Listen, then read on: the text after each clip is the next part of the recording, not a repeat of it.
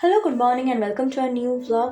আজকে 30শে নভেম্বরের শেষ দিন এবং আমি আজকে ফাইনালি বহুদিন প্ল্যান করার পরে দেখতে যাব টিনের তলোয়ার। আমি উৎপল দত্তের অনেক নাটকের নামই শুনেছি, কিন্তু কোনোটাই দেখতে যাওয়ার সৌভাগ্য হয়নি। তো আজকে ফাইনালি দেখতে যাব and I am super excited, কারণ আমি সত্যিই জানতে চাই যে 50 বছর পুরনো একটা নাটক কিভাবে মানুষের মনে এখনো এতখানি জায়গা ধরে রেখেছে, এবং সবাই বলে যে এটা এখনো এত রিলেটেবল। সেইটা আমি আজকে ফাইনালি দেখতে যেতে পারছি। তো আমি এখন চলে এসেছি মেট্রো স্টেশনে, আর আমি যখনই কোনো আই মেকআপ খুঁজে পাই না কোনো শাড়ির সাথে বা জামার সাথে, তখনই আমি একটা সফট স্মোকি আইস করে নিই।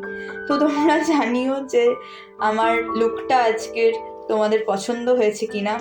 ইনফ্যাক্ট যদি কোনো টিপস থাকে সেটাও আমাকে জানাতে পারো তোমরা।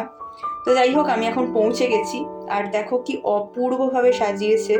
ভীষণ মনটা খুশি হয়ে গেল, একদম একটা মেলা বসেছে মনে হচ্ছে। আর শুধু একাডেমি অফ ফাইন আর্টস নয়, তার সাথে রবীন্দ্র সদন চত্বরটা পুরোই সাজিয়েছে, নন্দন এবং সব কিছু এত সুন্দর করে বিভিন্ন রকমের মেলা, বিভিন্ন রকমের নাট্য উৎসবের জন্য সাজিয়েছে যে অসাধারণ লাগছে। তো যাই হোক, আমি ডিনার সেরে এখন বাসে উঠে বাড়ি ফেরার পথ ধরেছি। আর বিশ্বাস করো, আমি আজকে সত্যি বুঝলাম যে কেন 50 বছর বাদেও একটা নাটক এত রিলেটেবল। তো thank you so much the entire team of Shayak, এবং মেঘনাথ ভট্টাচার্যকে আমার প্রণাম। Thank you so so much. তোমরা যারা যারা পারবে প্লিজ এই নাটকটা দেখো। আর আমার অঙ্গার দেখারও খুব ইচ্ছে রইল, জানি না কোনোদিন হবে কিনা।